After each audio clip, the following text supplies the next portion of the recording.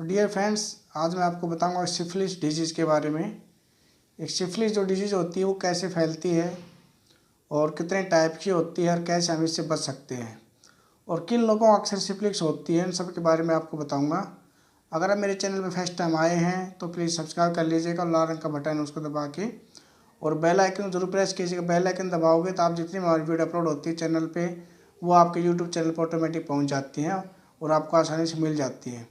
और आप हमें फॉलो भी कर सकते हैं फेसबुक पे, लिंक्डइन पे, इंस्टाग्राम पे, ट्विटर पे, इन सभी पे हमें फॉलो कर सकते हैं।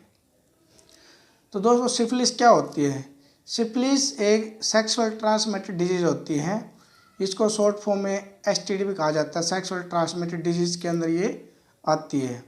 सेक्सुअल ट्रांसमिटेड डिजीज़ होती है, ये सेक्स वाले के थ्रू भी फैलती है और कुछ बिना सेक्स वाले के थ्रू भी फैलती है, दोनों तरह से फैलती है।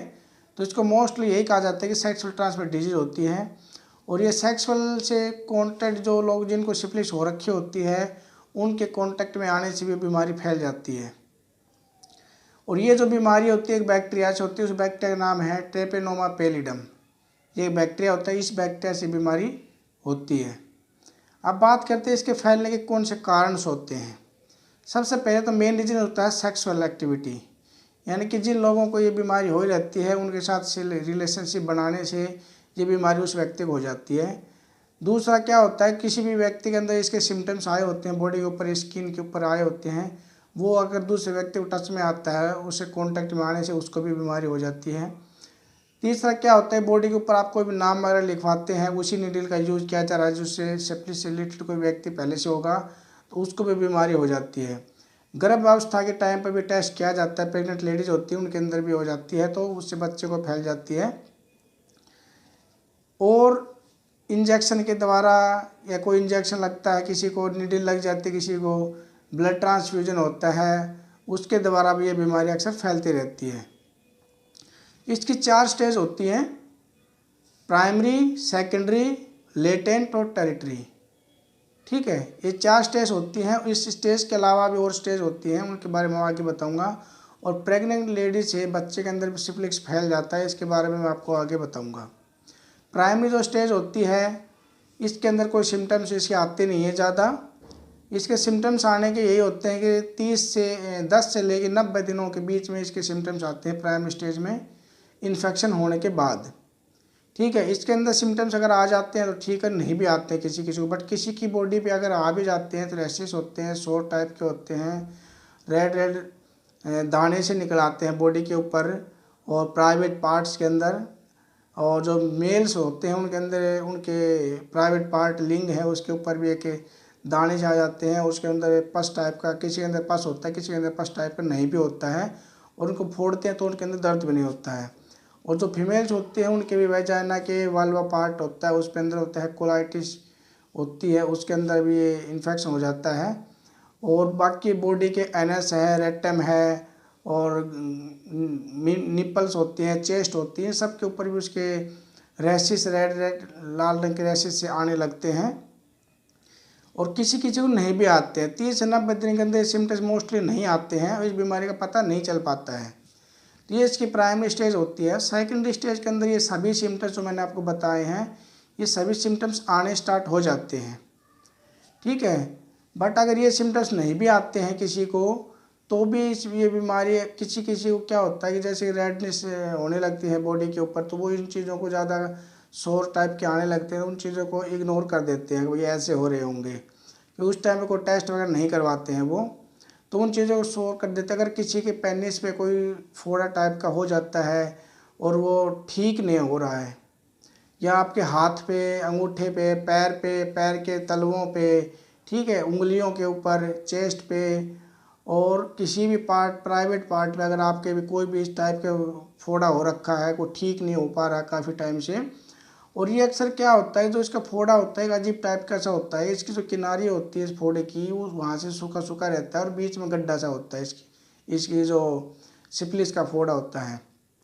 ठीक है, साइड की जो किनारी है वो मोटी होती है, बीच में गड्ढा टाइप का हो जाता है, उसके अंदर कोई पस नहीं होता, कोई दर्द भी नहीं होता, किसी तरह का रेडनेस हो जाती है। अगर इस टाइप का फोड़ा आपके कहीं पे बॉडी पे पार्ट पे होता है तो इसका मतलब ये समझ लिया आपको सिफिलिस की स्टार्टिंग हो चुकी है और आपको उस टाइम अपना टेस्ट करवानी चाहिए। तो ये सेकंड स्टेज होती है। जो थर्ड जो स्टेज होती है वो बोलते हैं लेटेंट स्टेज। लेटेंट स्टेज में क्या होता है, कोई भी सीरोलॉजी टेस्ट अगर हम करवाते हैं वो पॉजिटिव आ जाता है, बॉडी के अंदर कोई सिम्टम्स नहीं है, बट सीरोलॉजी टेस्ट अगर हम करवाते हैं इसका VDL RPR तो वो पॉजिटिव आ जाते हैं। उस कंडीशन को बोला जाता है लेटेंट पीरियड या लेटेंट स्टेज कहते हैं, क्योंकि वो टेस्ट करवाने से आपको आया है किसी दूसरे टेस्ट के साथ में। जैसे प्रेग्नेंट लेडीज होते हैं उनका अक्सर ये टेस्ट करवाया जाता है प्रेगनेंसी से पहले ही, इन टेस्टों को करवा लेते हैं कि भाई स्टार्टिंग में पता चल जाए अगर वो सिफिलिस हो रखी हो मदर को तो बच्चे को उसको बचाया जा सके। स्टेज होती है कि मदर से बच्चे के अंदर ना फैले, उस बीमारी को रोका जा सके, इसलिए RPR और VDL टेस्ट जो होते हैं वो प्रेगनेंसी के टाइम पे करवाया जाता है। HIV करवाया जाता है और भी टेस्ट करवाए जाते हैं, पर यहाँ पे मैं आपको सिफिलिस की बता रहा हूँ तो ये टेस्ट उस टाइम पे होता है, ठीक है। तो इस स्टेज को बोला जाता है लेटेंट स्टेज, क्योंकि ये सीरोलॉजी टेस्ट करवाने की वजह से हमें पता चला है।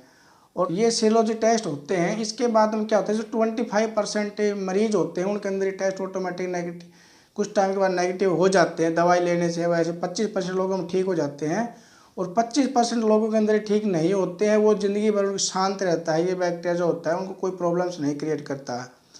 और 25% लोग ऐसे होते हैं 15 से 30 साल तक इनके अंदर ठीक नहीं होता है, उनके अंदर सिम्टम्स कंटिन्यू बने रहते हैं और बॉडी के अंदर ज़्यादा फैल जाता है और बॉडी के जो अदर पार्ट्स होते हैं उनको भी इन्फेक्शन करना स्टार्ट कर देता है। अब बात करते हैं कि फोर्थ जो स्टेज होती है उसको बोला जाता है टेट्रियड। टेट्री स्टेज बोला जाता है उसको। उस स्टेज में क्या होता है कि जो भी सिम्टम्स होते हैं बॉडी के, कुछ भी दिखाई नहीं देता है, वो डिसअपेयर हो जाते हैं सब, ठीक है। और ये बैक्टीरिया जो होता है बॉडी के अंदर पूरे पार्ट में, पूरे शरीर के अंदर फैल जाता है और वहाँ पे ये फैल के क्या करता है कि हमारे जो ब्रेन होता है उसको नुकसान पहुँचाना स्टार्ट कर देता है, हार्ट को, लीवर को, ठीक है, स्किन को, स्किन के ऊपर म्यूकस जो मेम्ब्रेन होती है उसको ख़राब कर देता है।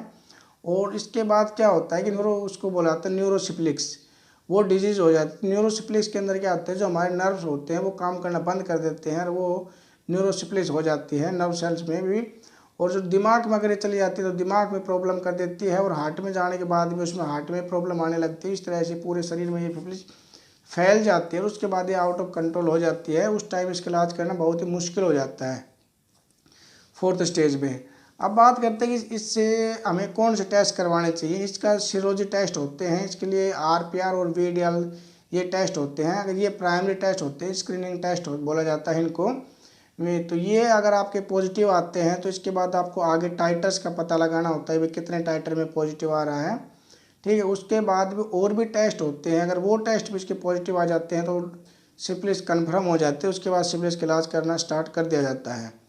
तो इसके बाद जो VDL टेस्ट होता है, RPR टेस्ट होता है, इसके बारे में नेक्स्ट वीडियो में बताऊंगा। आप मेरे कमेंट कर दीजिए अगर आप उसके बारे में जानना चाहते हैं तो कब करवाया जाता है और कैसे करवाया जाता है, क्या चार्जेज होते हैं इसके और कैसे क्या इसकी रिपोर्ट्स वगैरह आती हैं, तो इसके मैं नेक्स्ट वीडियो में आपको बताऊंगा। तो ये हमारी अभी सिफिलिस के बारे में थी। और सिफिलिस के बारे में अभी मैं बात करूं तो एक मदर से जो बच्चे के अंदर सिफिलिस आता है वो कैसे होता है।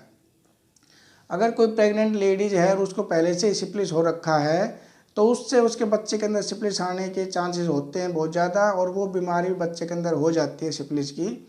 उसको बोला जाता है कॉन्जेनिटल सिफिलिस, ठीक है। कॉन्जेनिटल सिफिलिस कहा जाता है इस चीज़ को, बच्चे के अंदर हो जाती है और ये बच्चे के अंदर धीरे धीरे करके भी फैलने स्टार्ट हो जाती है।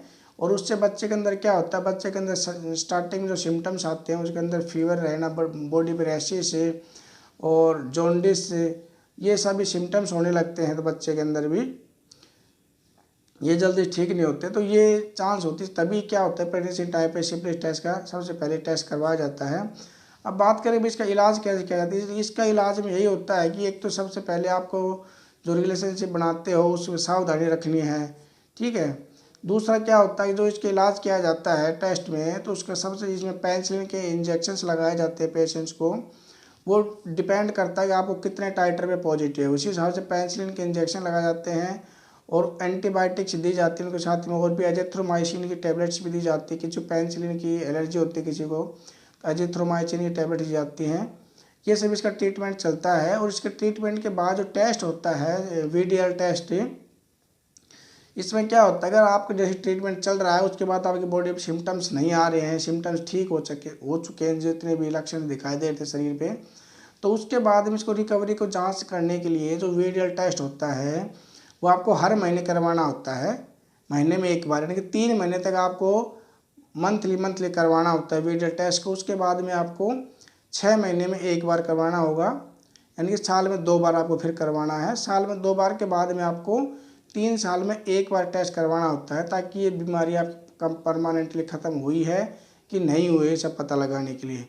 तो गाइस ये थी हमारी सिफिलिस बीमारी के बारे में जो सेक्सुअल कॉन्टैक्ट से फैलती है, ठीक है। तो इनसे से कैसे बचा जा सकता है, इन सब के बारे में मैंने आपको बेसिक सी जानकारी दी है। अगर आप और कुछ भी इसके बारे में जानना चाहते हैं तो आप मेरा कमेंट कर दीजिएगा। और वीडियल टेस्ट के बारे में नेक्स्ट वीडियो में बताऊँगा आपको वीडियल टेस्ट कैसे लगाया जाता है, क्या इसके चार्जेस वगैरह होते हैं। तो गाइस वीडियो लाइक कर देना, वीडियो को अधिक से शेयर कर देना अपने दोस्तों में, ग्रुप में, और चैनल को अभी सब्सक्राइब नहीं किया तो जल्दी चैनल को सब्सक्राइब कर दीजिए। इस तरह के वीडियो हमारे इस चैनल पर आते रहते हैं। Guys thank you.